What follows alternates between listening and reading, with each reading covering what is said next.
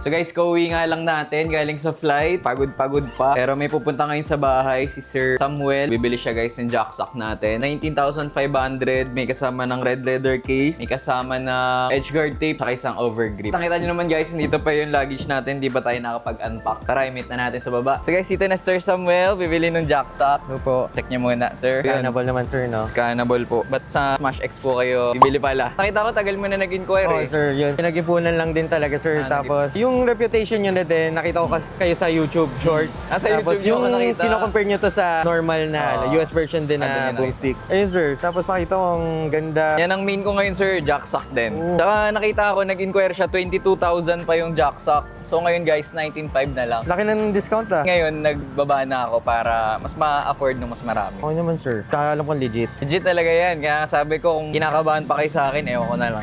Saki galing pala, sir. Sa Villamor pa, sir? May freebies pa. Oo, edgeguard tape. Ako, personally, mas gusto ko yung may design eh.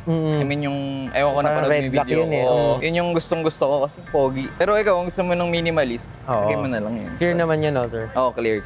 Paglalagay mo, sir, nagupit to dito ah. Tinatanong mo Hindi iba siya. eh. Ano bang previous paddle mo, sir? Lost Cannon. Yung 6K. mid-range, Oo, 6K. mid-range sila, oo. Huge upgrade yan. Search ko rin yung meron nga kayong peking account na Nakita mo, Yung, sir? tsaka- Ano peking account sa TikTok? Ay, hindi pala peking account. Yung yung may nanggagaya sa inyo. Ayun, para Scammer. 17 weeks ago. Oo. Scammer pala. Ay, sir. Done deal, sir Thank you, Samuel. thank you. Thank you. Thank you po.